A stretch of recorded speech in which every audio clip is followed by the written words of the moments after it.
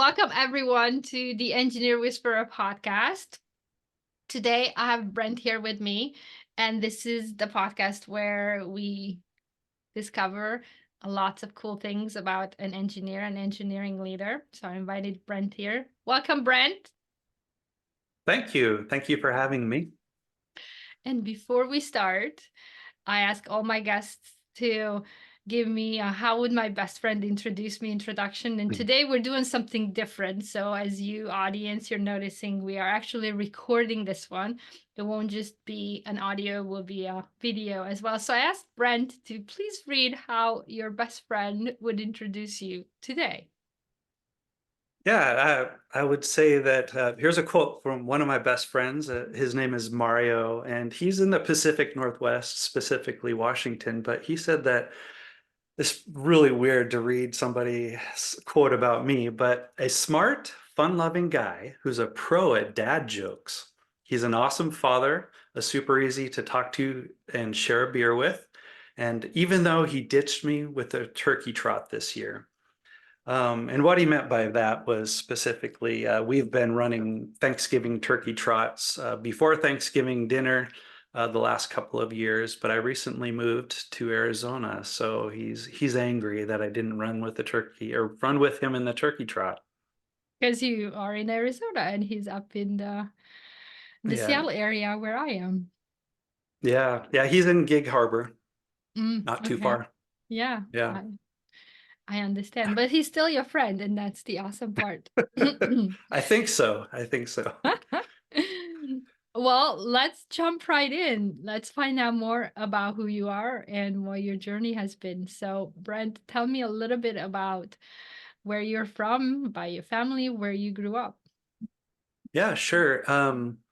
So I'm originally from the Pacific Northwest. I grew up in Oregon most of the time. We moved around quite a bit, but it was in the Portland area, Hillsboro, Beaverton, Portland.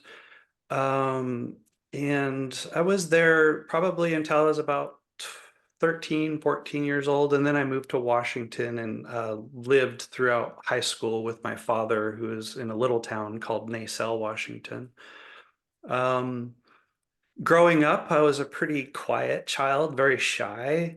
I had my parents divorced when I was really young, so I think that kind of impacted me a little bit, taught me to be a little bit insular. And I had younger brothers younger brothers, and I guess my half sister is older, but I have two half brothers and I have a half sister.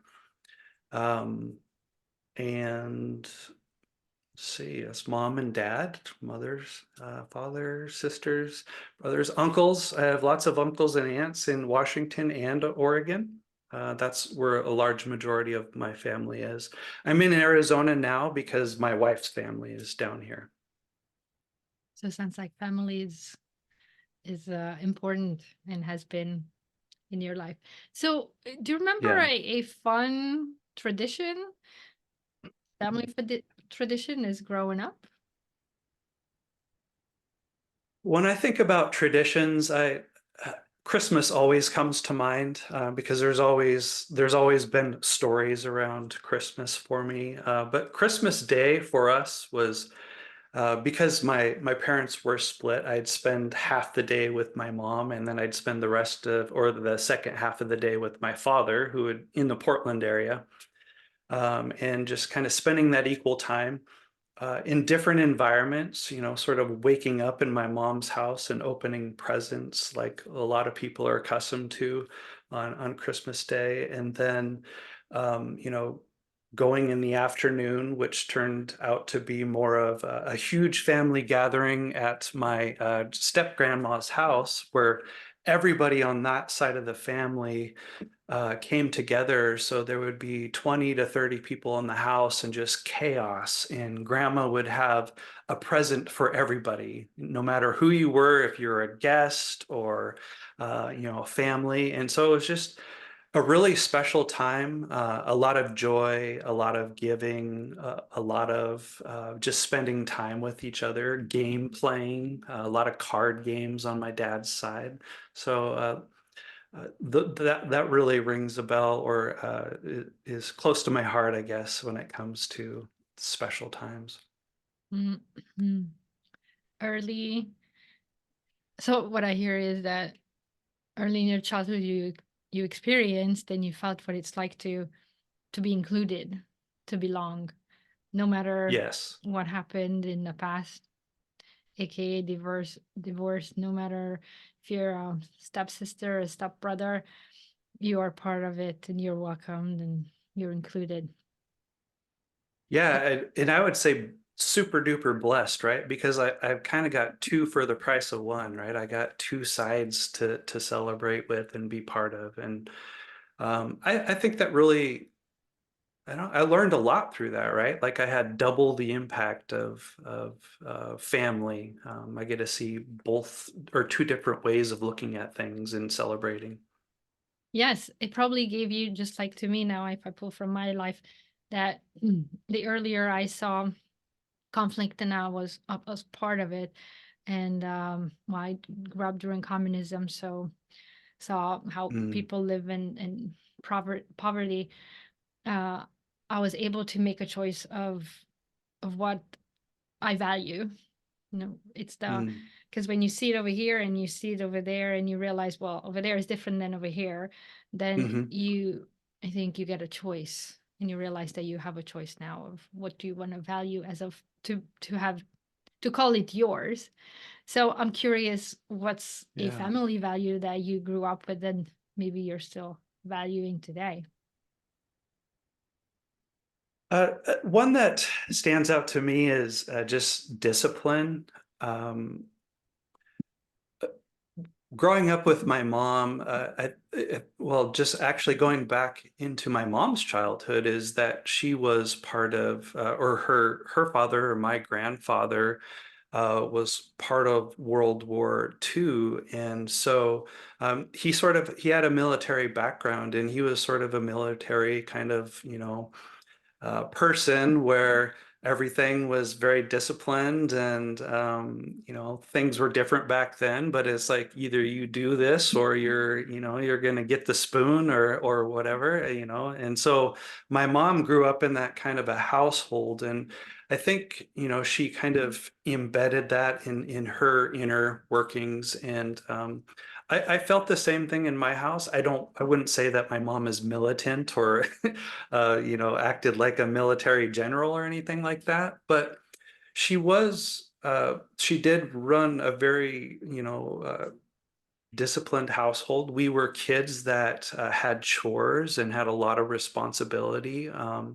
And I look at like the responsibility that I put on my children today compared to what I was doing at age 10 or 8, and quite different. I had a long list of things that I had to do every day when I got home from school, and caring for my brother and various things like that. And so, making your bed every day, so there's discipline, I think, is something that really stands out. And I think another one is just diligence, like continually working towards doing something and being persistent at it. And that easily, I think, worked into the things that I did as I moved into the engineering field, or as I started to create a career for myself. Even if I didn't know how to do it, I was going to continue to try to do it until it got done. Figure it So, out. Yeah. yeah, I figure it wonder if out.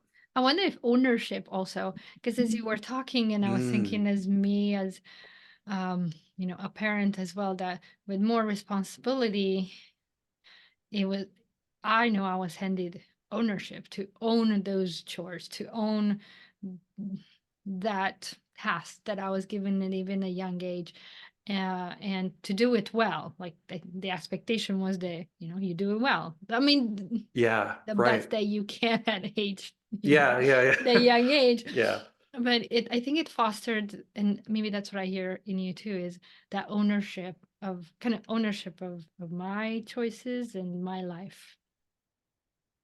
Yeah, I can hear that. I would agree with that. And one thing that I often find myself thinking or talking about too is pride of ownership. Mhm. And so not only owning it, but owning it with great responsibility and great quality, and ensuring that the things that you do own are done well. Um, and you're very, there's pride in that. That sounds like a really fun person to work with, to be around with. So, don't don't underplay it here.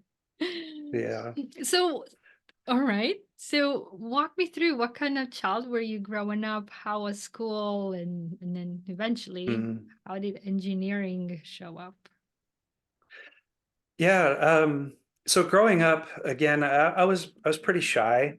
Um, and I think about my grade school years, right? And it feels like a pretty typical grade school experience. I don't know about the rest of the world, but for US, I remember playing on the playground and chasing girls and thinking that, somebody was cute. But also I remember my mom did a really good job of keeping track of my paperwork and pictures, and like I have a baby book, right, that kind of documents some of my childhood. And there's a report card in there, and I always found this like amazing, and I think about it often. I don't know why, but in the report card it said something about Brent has a hard time paying attention and he stares out the window a lot. And I and when I read that several years ago, I really found that astounding. And I thought, was that because my parents were divorced and I was lost, or was I just not entertained by the subjects? And I just don't really remember that very much. But I think that's just a little clue of maybe who I was at the time, in grade school. Mhm. Um, but I did enjoy school. Like I said, we moved around quite a bit in the Portland area, so I never really had friends that just stuck. Like I don't have a childhood friend, I guess, that one Mhm. that has come my whole life with me. So there's that. But which because of that, I was always finding my own things to do, and was always geeking out on certain things like Star Wars. My little brother and I, we were really big into like rock music. So this kind of dates me, but back in the day, there was magazines with rock stars in them, and uh, we were into, Posters. yeah, posters, but it was like heavy metal music. So like Motley Crue and Rat and Dokken and all these crazy bands that I still listen to today. It's great, hair band music. So that was a little bit of my childhood too. I was really into Legos. I love to build things. So I did a lot of time, spent a lot of time with my brother just digging through a giant box of Legos and building things. And I would say that was one thing that if I had any clue to maybe a possibility of an engineering future, it might have been that. Um, that was one thing that stood out to me. Um, Moving along in my years, though, there was a time when there's a kid behind me, and behind our house, and I was kind of friends with him, but somehow I came to learn that he had an Atari 2600, and I didn't really know what that was. And so somehow I ended up, I still remember, but I was in his living room, and I hadn't really been in his house very much, but he was playing Atari, and he was playing Space Invaders. And I remember sitting in front of his TV with him, this big TV in his living room, and just being blown away, just not understanding what was in front of me and trying to comprehend like the fact Mhm. that he was controlling what was on the screen and doing, living something in on the TV. And I just, from that point on, really got into anything electronic and especially video games. It really, really sucked me in. So that really stood out to me. I'll pause there. It looked like you were going to say I something. do. So, but what fascinated you? That's what I'm curious about. Like, is it the curiosity of how can that controller, I mean, I don't know. What do you remember? What was the either the feeling or the fascination that just was the spark? Yeah, I wouldn't even say it was me trying to comprehend it from a reverse engineering Okay, so then it standpoint. was a feeling.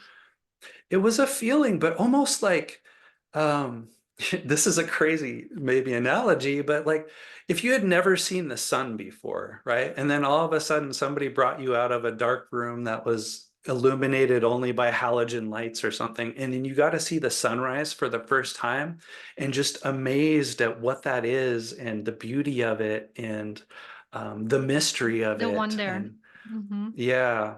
Yeah. And so Okay. that really stood out to me. And then the funny part though is too is like, can I play? You know, I asked him if I could play and he wouldn't let me play. He wouldn't share. So Great neighbor. yeah, great neighbor. I don't remember his name, so maybe So that's you why. never actually played, like you go No, and I didn't play. No, but well, through that was other people through the neighborhood over time, I eventually ended up playing and okay. then getting my own Atari. I wanted to say that motivated you because he didn't let you. They're like, oh, I need to try this. I want to learn this. And like Yeah, with and that's the cool thing when you have that wonder with that feeling of wonder and curiosity together, then it's yeah, like how you will make it happen. Like you will find a way right. to have your own and to try it and like there's no stopping someone at that point. I work with many engineers and when we get to that point, I know they don't need me to be their accountability partner anymore. It's like they're gonna make it happen. All Yeah, right. yeah, Okay, so you saw the wonder and what the world can offer, almost like as you see the sunrise, and you wanted more, and you got very yeah, curious yeah, of well, if this is available, then what else is available? What else is out there that I haven't seen? To put it that way, when you come out of yeah, the closed room or the cave. yeah. So is Which that the path that then got you to pursue learning about everything electronics? that I think really was the very beginning moment. I think the secondary piece of that was so of course, you know, I added to my list of wants as a child for my mom an Atari 2600, right?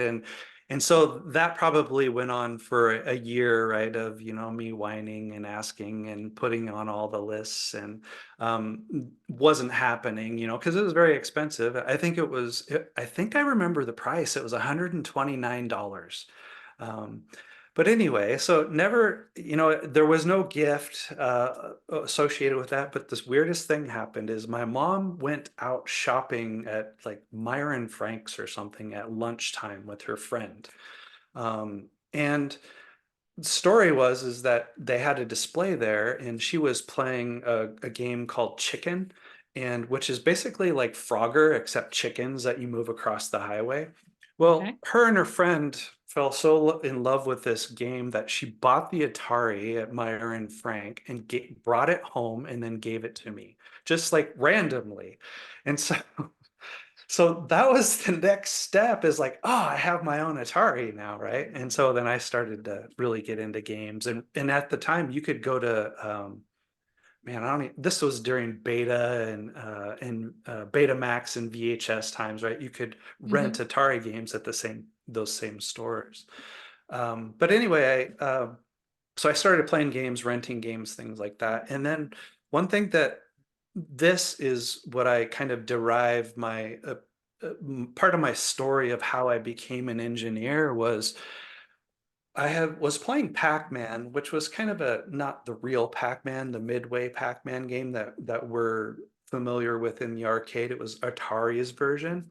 Okay. And what I started, the more I played it, I realized that I had created a path through Pac-Man where every level I could beat it doing the same pattern every time. And so, Oh, although it was boring, I found that I that I thought I could beat the game, because at some point it's like, well, there's got to be an end to this, right? Mm-hmm. And so I ran this pattern for probably hours one day, just seeing what I could do. And the only thing that would really change on the screen is every time you get to, I forgot if it was points or every time you completed a screen, you would get an extra guy. And the extra guys were flowing across the bottom of the screen, but at some point I couldn't see the extra guys anymore. And the game just never ended, no matter what. And the ghosts only got so fast. It wasn't like the regular Pac-Man that we're used to. Mm-hmm. And so it was that point when I realized that it's like, this is really weird and fascinating. And when I look at that now, I think I found a defect, or I found a flaw in the game where there really was no end. And it was at that point too when I became really infatuated to understanding why things work the way they do. And so what was it in that game that allowed, why did the guys go off of the screen? Like, why didn't they, scroll, or, Yeah. and so it really started to get my mind working in the lines of algorithms and in Yeah, computer like behind work. the screen, literally behind. Yeah, yeah, yeah. And And so, where did yeah, that and so curiosity that was take just the you? gateway. Yeah, Okay. so at that point too, I said, I want to play video games for a living. And Oh, so, and that seems so cheesy. And it's like, sure, that's your story, Brent. But I literally remember thinking, like, how do I become one of these guys at Atari that write Pac-Man and do these things, and having no idea at the time, right? Being so young, probably, I don't know, I'm gonna guess I was about 8 or 9. wow, that's young. Uh-huh. Yeah, So really yeah, behind your I want to play video game was how do I build a video game and then of course play it. So it's the yeah, how do I yeah, become a software engineer, someone who creates the game and then also gets to test yeah, it and so yeah. forth and then play it. So interesting how yeah, our kids say this and we stop being curious of what's really behind of what they're saying. Mm, yeah.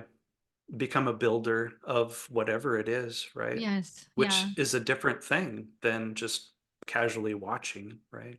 Yes, yes. Well, and it requires skills and effort and hard work. Yeah, Where we hear, oh, you just want to play, versus that's the outcome of all the of a journey that a kid says, I'm willing to go on. Anyway, all right. So yeah. what happens next? Fast forward a couple of years, I got a Commodore 64. That was on my Christmas list, and ended up getting my first computer. And so in that Commodore 64, this was Christmas morning. I remember sitting down at my little desk, hooked it up to my own little personal black and white TV. And I remember writing basic code from the back of the Commodore 64 manual that would basically, it was dancing. You were drawing a sprite on the screen, and that sprite was bouncing across the screen. And I remember my stepfather coming in and saying, "What are you doing?" And I said, "Well, I'm writing code. I'm making this thing, jump across the screen." And I remember dealing with my first syntax errors. I remember being disappointed because I got to the end and it didn't work, and having to go back and troubleshoot and figure out what that looked like.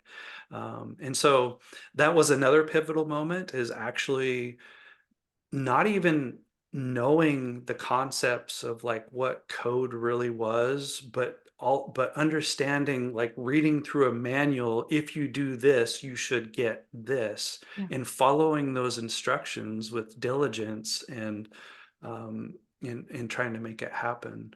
And so that was my first computer experience, that I think helped, carve that path. Again, thanks through moms and dads who buy us kids these gaming machines, quote unquote, right? The Christmas But lists are important. That's yeah, the Christmas lists are important. Always buy your kid what they want on Christmas. Come on. so Brent, I'm curious. Was there somebody there along the way on this journey as you're trying things and starting to code and experimenting? Did you have a friend or did you have any supporters or you were on your own doing all this? Yeah, I would say that from a programming perspective and Commodore 64 entrance perspective, it was all my own. Um, the only association I had there would be any gaming that I did on the Commodore 64.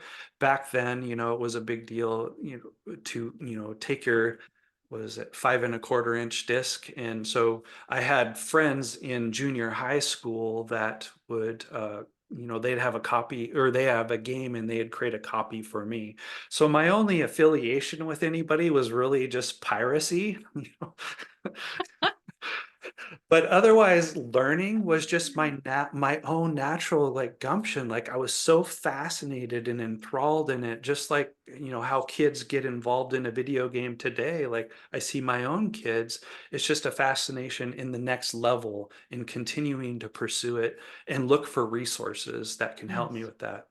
So, and resources back then would be something like a magazine that was, in your standard grocery store aisle that had some programming in it, and I knew it was basic language, so I would bring that home and do things with it. Mm, I see. Yeah. Okay. And walk Yeah, through. so that's Commodore 64. From there, I think there's a little bit of a pause. In high school, went to live with my father. That was back in the day of like, I don't know if you remember like the 486, 386s, 486s. That was the computer line back then, out of IBM. I didn't do a lot during that time. However, I did a few things. My uncles were programmers back in those days in Silicon Valley, and they had a very fruitful career through that. I did at one point, one of my uncles gave me a C++ book and said, "Hey, study this." So I did, but I didn't know how to write any of the code. I just read through the book and tried to understand what it meant. So I always took anything that had to do with a computer, whether it would be a magazine on how to build a computer or how to write code or any of those references. I would just study it, even if I couldn't apply it. I would still study it and just slowly gain knowledge. And then at some point, basically, what happened is I kind of landed in a job. Um, I was in construction out of high school for a while. I had a couple of my own small businesses, but I got an opportunity to go work at a store that built PCs. And in that building, PC sales, building, as well as troubleshooting, that's where I really entered the field. My foot entered the door and it kind of opened up the rest of the world for me. Wait, I was how in. does one go from were you invited in or were you just like, "Oh, there's a store. I want to work there. Let me just walk through the door." So tell me more about this. Yeah, it was an application in a newspaper. There was a transition where I was I felt like I was going backwards in my career, right? So I went from high school and I did intend to study computer science in college, but it just didn't work out given money, the living situations and things like that. So I was starting to do some college courses on the side, but what I was also doing was working full time, and working full time sort of kind of sucked me into the working industry, Were you living and on your own at that time then? a little bit of both. So I had lived with my mother for a little while. I lived with my grandmother for a little while, and then finally stepped out on my own Okay. and got my own apartment. Mm. And through that, I was again, I was working in construction for others, and then as well as spun off and started my own construction business. But on the side, I was always digging into this computer thing, right? I was always doing things on the computer. And at the time, when I was on my own, I ordered my first computer of my own was a Gateway PC 100. And so I was constantly doing graphic design, logo design, studying JavaScript and HTML and how to build a website. And it was through that stuff that I was always doing on the side. I kind of call it my own college education that I did on my own that enabled me to apply to this job where they saw that I had all this various experience, but it wasn't work experience. And so they took a shot with me, and Mm. there I was. How So I got bra- lucky. well, how brave of you that you applied. Like, I think that yeah, even nowadays, young adults who, I mean, let's talk about the facts. You didn't have the education, you didn't have a college degree. You had the knowledge, you had the experience, but when they say put it on the resume, I mean, so Right. you could have thought, oh, others are better than me, I'm not good enough. Yeah. But you had the courage to say, yeah, maybe that's true. And maybe on the paper I look different. However, I'm still going to try. I mean, what's the worst that can happen? So I Yeah. want to give you credit that I don't know if you ever gave you credit for that one move, but that was a bold and very courageous move that you Well, did thank you. there. Yeah. I think a lot of it has to do with passion, right? And a lot of the opportunities that I've had over the years have come with me bringing a lot of passion towards things that we're doing or that I want to do, right? And so and it's not just like passion on the spot, like, hey, I can be charismatic. And it's more Mm. like I've been doing this for a long time and I really love it, and people can detect that. And Well, that's I've confidence right there. I yeah, mean, you can be, true. I can be passionate about drawing, but I'm not good at it. Like, I can like That's true. painting and so forth, but what you did and you shared with us is that you put the work in. Yeah, you put what you grew up with, the I'm gonna figure it out.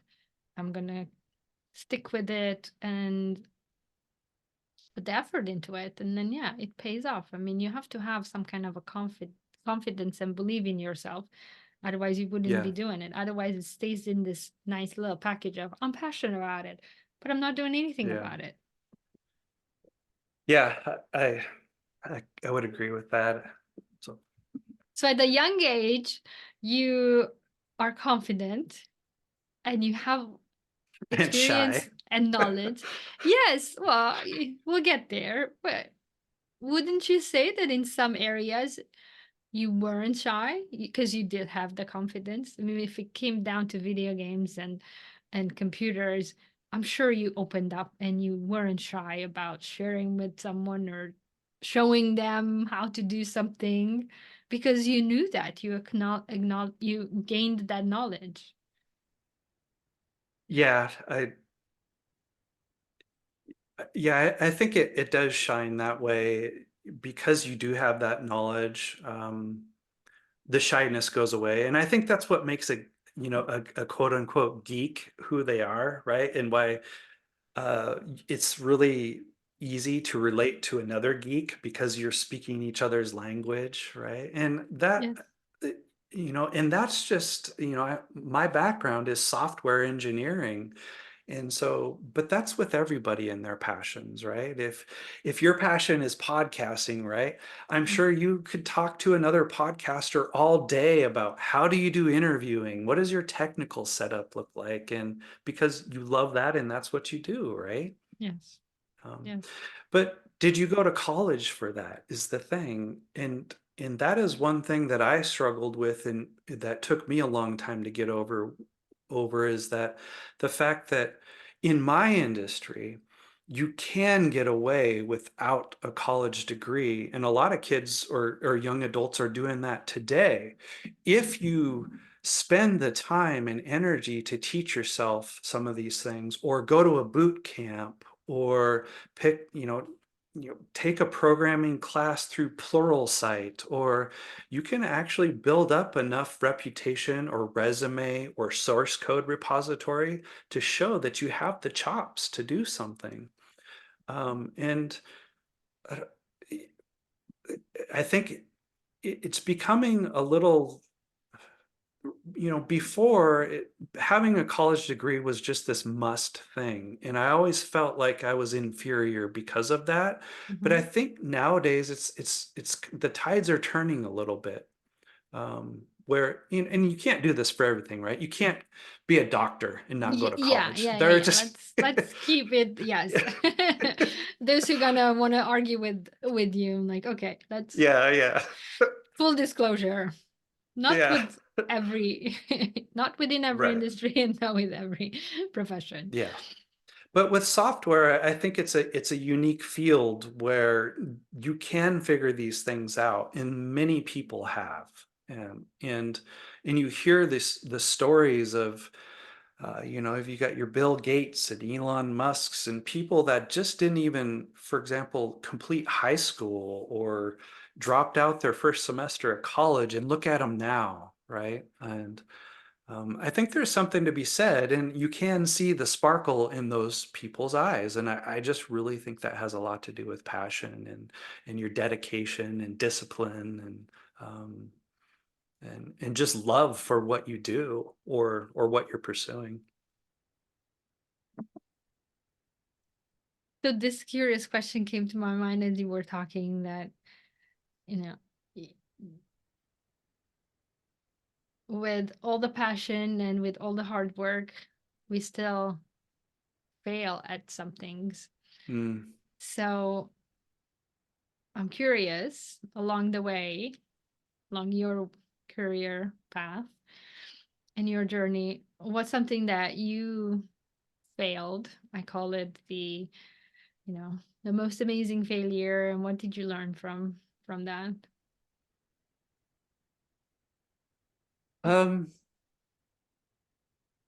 well, uh, I'll talk about something that you and I haven't talked about, I guess, or in some of our pre-conversations is one thing that I saw as a failure for a little while was not very long ago. And I've spent a large portion of my career being kind of dancing the line of management and individual contributor when it comes to software. And I spent a long time being an individual contributor to the point of like senior principal type engineer levels. And at some point, that you have to make a choice, and it's when you get really high up there, and because to dance back and forth between like director or principal engineer is kind of tough, and the opportunities aren't um, as much available as like in some of the lower positions. But for quite a while there, I was doing this individual contributor as a very senior person, which gave me a lot of span of influence, but not necessarily control of in an organization, right? So, for example, control over departments. Sure, I had massive influence over some of the things that we did over departments, um, but then I was looking at some of my peers and some of my very good friends that we had built software with, that I had built software with over the years, and we had been very successful on many levels. And they were directors and senior directors, and I had like this. I was jealous, and I was like, because I knew one, they were making more money now, and they had spent less effort than I did. And they had more options available to them or equity available to them because they had this fancy title. And, you know, I at some point I made the change to director. And it was a really good decision, and it was sort of, it wasn't forced on me. It was something that I just sort of graduated to, given the opportunity in the company. Mhm. But for quite a while, I felt like I was a failure because I had changed, because I had pursued the wrong path, and I didn't know if I could be an individual contributor the rest of my life. Right now, because I have to keep up with these young people coming into the workforce that are can think faster, that can move faster, and here I was in this principal type area, and getting tired of constantly learning the technology. And so, interestingly enough, it really isn't a failure, but I took that internally as like this huge stumbling stone that I really might have wasted. If I was trying to make the most efficient career out of what I've done, I had wasted 2 years of my career going down the wrong path. Now, when I step back from that, I think, how stupid is that? How it just felt, in 20 hindsight 2020, I think there's jealousy. Um, and but that's one thing that I struggled with, probably about 5 years ago, and that I went through. So how did you overcome that?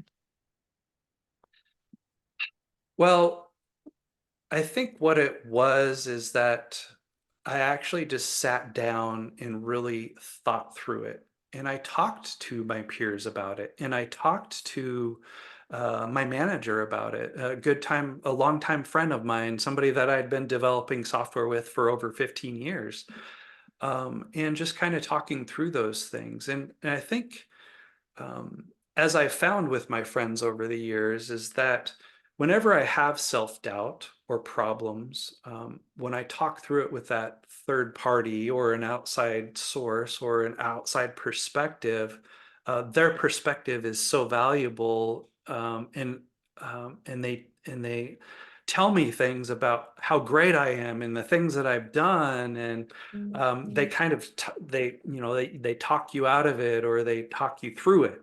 Yes.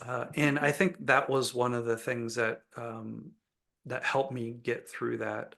And then also just, again, that self-reflection of, getting away from the situation for a while, stepping back and just realizing like, oh, um, what was I doing there?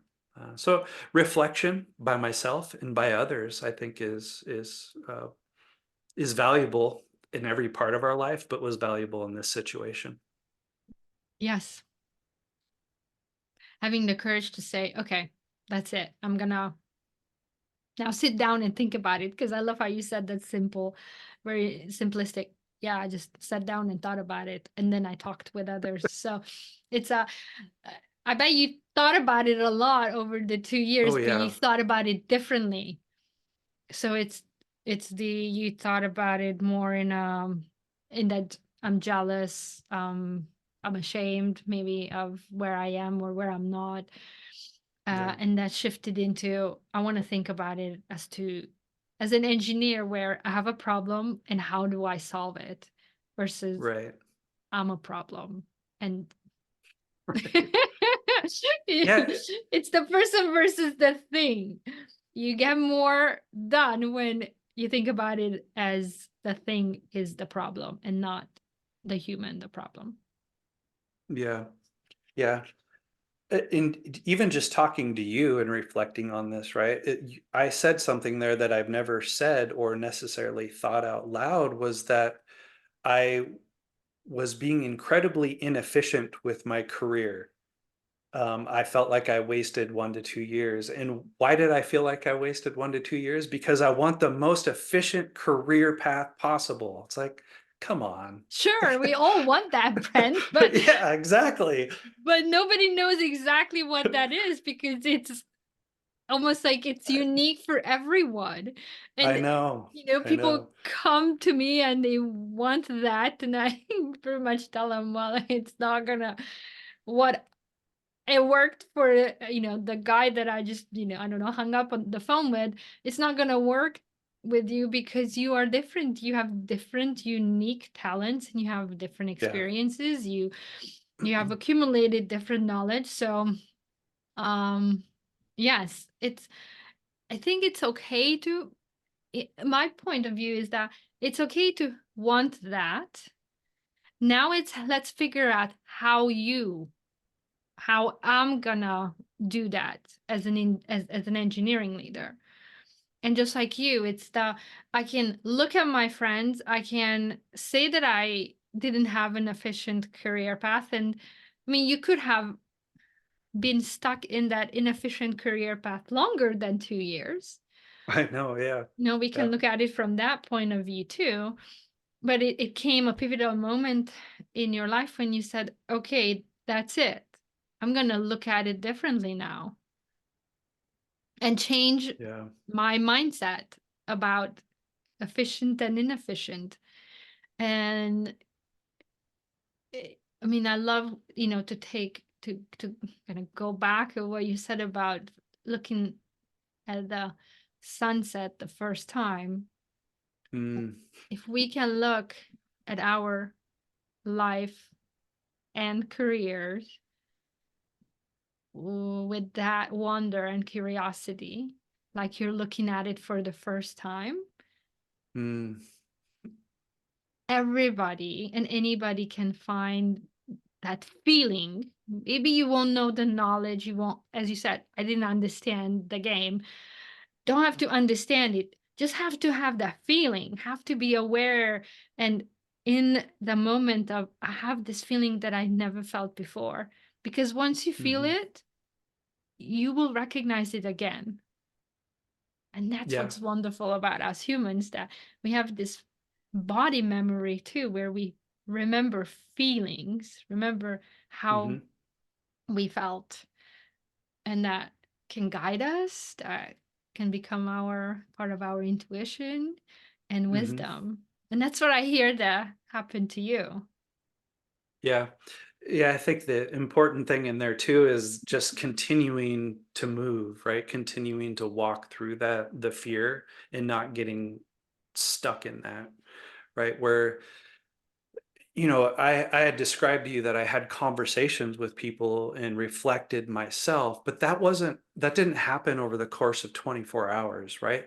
That was sleepless nights. That was, this went on for months or maybe a year. I don't know. I haven't really thought about that, but it I think the important part is that you're constantly just churning through that, and as you're churning through it, you're trying to find that one step forward to find some sort of path out of it. And at some point you have to stop when you're stuck personally and you can't get out of it personally. That's when you have to dive into others and have them help you. And as you're saying, they're going to remind you that there's a sunrise and there's a reason why you love that sunrise. And Yes. that's going to give you the next step to be, oh, yeah, you're right. Okay, let me do this. So, Yes. yeah, thanks for bringing that full circle though. And because I also think about like how incredibly short-sighted that is of me to say, look, my career was so inefficient because of these 1 to 2 years, but I could look at my whole career and Yes. say, like, why did I stay in quality assurance for so long? Or why did I start that second construction company? Why didn't I do this, ahead of time? Or, you could just pick yourself apart, right? Oh, yes. We are very talented at that as humans, and Yes. Yeah. being our worst critics. And as you said, picking, it's almost like we are born with this confidence, and then we grow up and we start picking that confidence apart. Yeah. Like, wait a minute, I forget what I'm good at, throw that out. I forget what I Right. like, throw that out. I forget what I'm passionate about, throw that out. I forget what I was taught, throw that out. And it's like, Yeah. Yeah. Yeah. so thanks for sharing. I mean, I really appreciate it. And, I want to acknowledge that. uh, I want to acknowledge your bravery saying that it didn't take 24 hours so that Let's be fair with who's listening, that it wasn't like Yeah. I thought about it and I went out and I got help right away. And what that also tells me is that you sat not just in the fear, but you also sat in the pain for Hmm. days, for months, who knows. Uh, and that pain was eating at you. And I mean, I relate with that. It's going through the fear. It's a nice sentence, but it doesn't come with a nice feeling. That means you Mm. also going through the pain, the hurt, the struggle. And for for most of us, it has to be so bad enough that you think that you can't handle it anymore. And that's when someone reaches out for help. Not that, Hmm. oh, I'm thinking about my friend and I remember him or her said that whenever I need help, I can reach out. That's great. But in reality, what happens is I just can't take it anymore. And your survivor instinct kicks in and says, okay, well, somebody can help me. I can find at least one person to help me. And that's how we reach out for help. Yeah. Yeah.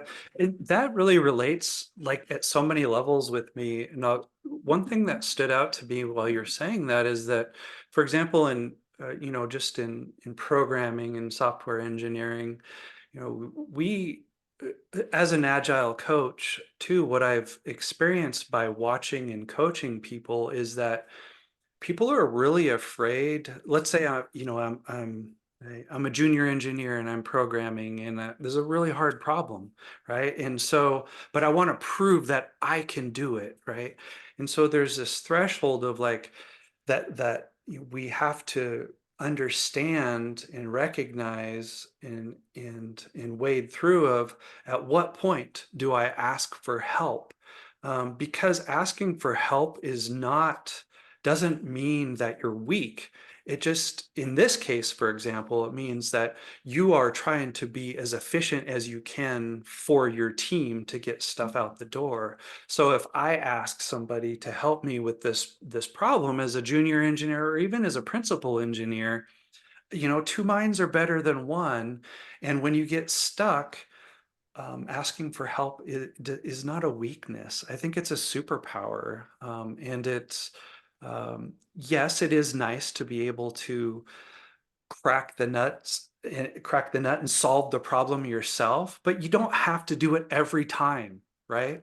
And I think we get stuck on that. And I see engineers get stuck on this a lot where people refuse to ask for help. But then in the meantime, everybody around them is like, why is this person taking so long? Right. And all they needed was this one little clue that would have just springboarded them to success. Right. And so, they wasted hours or days on that. And I think it's the same thing with career. It's the same thing with, I'm a huge proponent of like counseling and reflection. And I think it's good for our marriages. It's good for our careers. It's good for our personal development. Um, and it's good. Well, we are hearing it, so now it's not just me It's okay. telling the world. That is why I invite great guests like you, who it's almost like I've been there, I've done it. Here's the I verified. Here's the proof. Yeah. And I love where you're going with that. I love that translation into work and junior engineers. It takes a mindset shift, Hmm. and it's easier to do that mindset shift when a senior engineer or someone more senior than you actually, it's almost like gives you permission at the beginning or the first Mm. time, like, Yeah. hey, have you thought about this? That asking for help, you become more efficient, faster, more productive, versus the critic, the inside our internal critical voice that, oh, what will people think about me? And oh, they will think that I'm a weak and so forth. So yeah, I think it's a combination of someone showing us, modeling it, and Hmm. giving us Yeah. permission. at the beginning? I mean, Yeah. if you never encountered that person and that experience, how would you know? How would you know what you don't know? Yeah. Yeah. And I really think a really fun place to be is when you're in a team full of people like that. When you're in a software engineering team like that, from my experiences, where everybody's transparent. Um, we know the skeletons in the closet. We know what Brent's good at. We will know what Brent's not good at, but we all rally around those strengths and weaknesses and build things together based off of those, or also help each other improve on some of these weaknesses. And man, those are some of the best teams that I've ever worked on in my life. They're just uh, they're they're the they're the teams where you work 12-hour days and you don't even realize it, and it's fun, High because energy. it's a supportive environment full of energy, and you're producing value, and there's something that's coming out of it because Yes. because the team is moving fast, because they're supporting each other instead of being insular, delaying things because of fear, you But know. tell me, how did the people find out about the skeletons, as using your language? Was it the leader of the team who allowed that conversation and that space, or was it the team members who came forward? Yeah, well, I would say in a typical software environment, for example, Scrum, like one of the things that's one of the ceremonies that stands out there is the retrospective, the sprint retrospective. And so what I've found has worked fairly well in getting to know people is to use things like sprint retrospectives where you're using some sort of a visualization and some ways to engage people that cause not only conversation around maybe whatever topic that you're trying to fix or reflect on, but also to understand like at a deeper root meaning of like why something happened, right? So for example, let's say an engineer um, wasn't able to get a story or a piece of work done in the amount of time allocated, right? And so in this process, you start to dig into like, well, what happened here? Why didn't we get that out? And over time, what you start to learn is if you're building trust amongst each other and it's a safe space, some of those things start coming out one by one and each person. And so we start learning about these things that we're feeling not very good about as people, and we're hiding, and we get light shed on it, and you start to bond through those moments, and eventually over time you get enough of those moments that you become very much I mean, I would just want to say it's hard to say. um, I don't know how to put the HR aspect on it, but it's like you create this bond and this friendship that goes beyond building software. It's about supporting each other in your needs to build software. And that's that people aspect that Belonging. I mean, one of oftentimes, my friends would say yeah, it's the ultimate I love space it. where Yeah, where we belonging, where we belong, where I'm seen, I'm heard, accepted. exactly, I'm accepted, Yeah, and all the but it skeletons. Yeah, but it happens one little thing at a time, like one little comment or one little concern But what I raised at a hear, Brent, time. from you is that there's a process in place. I mean, you Yeah, mentioned one, so it's putting and very intentionally a process in place that, knowing long term, it will create that environment.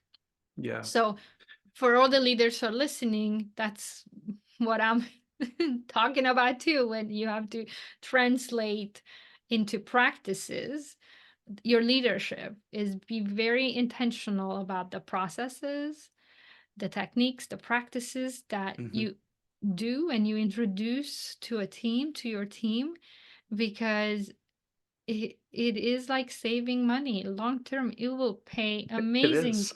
dividends Yeah. But you have to understand that it will take time, and you have to Yep. understand why you're doing and what you're doing right now. And with some support and some coaching and understanding maybe the neuroscience behind it, and Hmm. understanding some parts of leadership skills, adding some business skills, it will all make sense. um, Hmm. but Yeah, it's like I said, Scrum, I think there's a specific ceremony in there that's that process, but even through that, as a manager, for example, or a director, or just managing, having direct reports, is that you take some of the lessons learned that are built into that ceremony, and I think some of us, all of us, have a little bit of this inside of us already, but you take some of those things out, those tips and tricks that you've learned to coach people to, talking about what's bothering them or the things that they need, and you move that into your leadership style. And you're saying There you go. leadership, right? And Hmm. so it doesn't really create, it doesn't need a ceremony, for example, like, or in the example that I Hmm. provided, Hmm. but it's those things that force us to reflect and grow and grow together, that we start to learn from, and then we start to embed it into our inner being and the way that we act. And for me, that's what makes me, or at least what I think, is trying to be an engaging manager, an empathetic manager, one who understands and tries to help your direct report, move along in their career, help them get what they want ultimately, even if it's not within this job. Right. If I have somebody that has an aspiration to do something bigger and better than the opportunities that are at the existing company, I'm always helping them to pursue that. And that's a great loss for the company, but it's also a great win for humanity, right? Or that human. Um, and I think that's important, because if we can't do what we love to do and have that passion, it's going to fizzle out over time, and you're not going to be your best you. And who says that that employee who maybe left 2 or 3 years ago won't return and bring Yes, right, another person with them? So I have right. experienced a lot of that. So my mindset has shifted about that. It's a loss right now, again, very short term. Yeah, But the long term is, there's some dividends that will pay off. Just wait it out. Trust the process, build the yeah. process, and then trust the process and trust yourself. Yeah. And Well, I think that's part of building a network, right? That's network building, I think. of course, A of piece of course, it. Yeah. yes. Oh, I think we can talk about that too. I'm just looking at the time, and it's I wanted to ask you more questions. So to be selective of what I want to close with, uh, let's do the fun closing questions, Brent. Okay. Eh, if someone would ask you to teach them something, maybe let's say something that you can like to do, and I might know the answer to this one, but maybe you're gonna surprise me. What would you teach? What would you teach them? Um, well, one thing I love to do is brew. So several years ago, I found that there was another fascinating part of science that I had no idea what it was, and it was yeast. Like, how does yeast work, and how does that make the magic of alcohol, right? And so I started brewing several years ago. So the quick answer to your question is what I'd love to teach somebody is how to brew the tastiest hard cider that they could imagine. Uh, Okay, okay, and yeast would be included in the teaching. yeah, the understanding of yeast and sugar and all this, that good stuff. There you go. Kind of a weird answer, right? Well, that one I didn't know the answer. I thought you would go with something with, Atari and video games and so forth. So I'm happy I asked. Another lesson: don't ever assume that you know.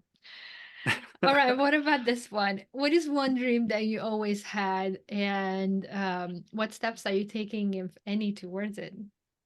Hmm. Well, one thing that I've slowly over the years have developed, I think, through just on the job stuff is writing. And whether that would be back in the day, would be writing a defect or a bug report as a quality assurance engineer. Or in the past, I ran a blog with just random quality assurance things and musings. It was called QAinsight.net. It's no longer out there anymore. But I've always enjoyed writing, and I'm noticing these trends now where there's newsletters of these engineers that are just amazing in the details that they're sharing of like how they do engineering and what that means. And these people are they're the pragmatic engineer is one of my favorites, right? Mhm. And he's making money off of this, and I'm like, I wish I could write full time, because I really do love writing. But what I struggle with is really loving my job as well and being embedded in that and having it consume a lot of my time, and totally okay with that, but also being able to break away from that and spend enough time to write about, engineering. So one thing that I would really love to do is spend more time, doing writing. And so in the past, I've just mostly dabbled in it, dabbling in it now still, but it's just really hard for me to sit down and have many, many hours a week to do so. So Hmm. Well, very interesting, because it sounds like from your journey that you don't need many, many hours. You just need some yeah. passion and some dedication. But we'll take that Yeah, off. and I have been trying. I did start the year with a little, like I started a newsletter, but just trying to get something done on a weekly basis and make it engaging and well thought out is just time consuming. So I am still trying to continue to pursue that. One, so I don't lose that skill, and two, just to dabble in these different technologies that we have, and then also make sure that I'm staying relevant with engineering topics that are going on. But in hope that maybe someday there'll be a little bit larger of a break where I can do that kind of stuff. All right.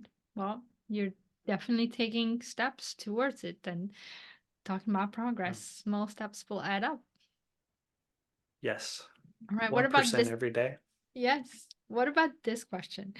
If you could do any job for a day, what would that be? Okay. This is going to go back to my childhood, right? Remember I said it, listened to a lot of music, heavy metal, rock bands, the Yes. posters.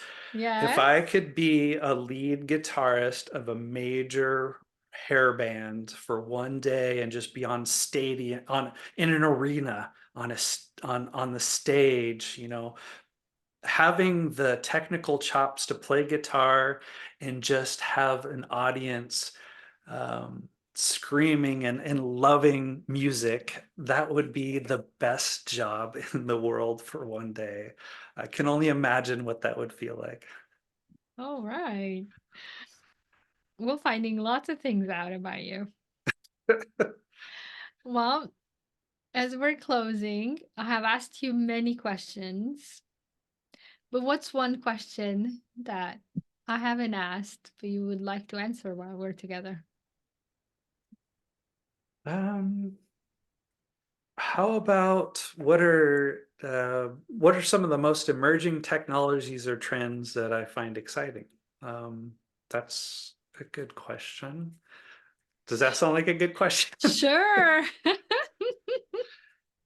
Well, I mean, it's pretty obvious, I think, when it comes to tech nowadays, what is exciting. I think it's all over the headlines. We have AI and large language models and machine learning. That's, I think that's definitely the emerging thing right now. There's a lot of stuff around it, right? It's hard to fathom. It's hard to fathom how it will impact us. It's hard Yeah. to fathom what is real and what isn't. Yeah. Um, We don't know what we don't another know yet. Yeah, I know. And I think it's what really is keeping me engaged, I think, when it comes to software engineering is it's that next thing, right? And it's not necessarily how to do it or how they're doing it today, like the technical aspects of it, of how you build this high scale infrastructure to do this kind of work, but what is the results of the work and how does it impact society, right? And to Ah, me, that's just fascinating. so you're thinking about the impact of a software Yeah, engineer or yeah. a leader. And here, this is a good example, right? Where Google made the headlines recently with Gemini, where they had there was images being created by Gemini that were showing some of our forefathers of the U.S., founders, where they were implementing like DEI type things into the model somehow it looked like where people were generating things like African American Nazis and so you think about things like that and how that impacts society. And if let's say some child or somebody under 16 was doing a research paper and they're typing in these kinds of things and they're getting these kinds of results that aren't historically true, that are way out there, and the impact, right? And these are large problems that we have to solve with all this data that we're trying to make heads or tails of. It's fascinating to me. Well, one thing I learned today from your story that there is at least one very passionate individual who will be involved and who will have the dedication and the passion to learn more about it and then do something about it. And that's something that I believe about engineers. I believe it's part of who they are. They help us live a better life and then build the life that we want to live through the technology and the environment. So I encourage you to continue to stay on track with what's coming out and what's in the future, and then to be involved and to share your knowledge like you did today and your wisdom through your writing or through more podcasts with others so that they can have the same courage and boldness and bravery that you have had along your journey so that they can then find their own path and make their own journeys in life where one day they can sit down and have their stories. So all that to say, Thank thank you. you very much, Brent, for being here and for sharing. I really Thank appreciate you. it. Yeah, I appreciate having the time with you. This was fun. Yes, it was. Well, until next time, thank you.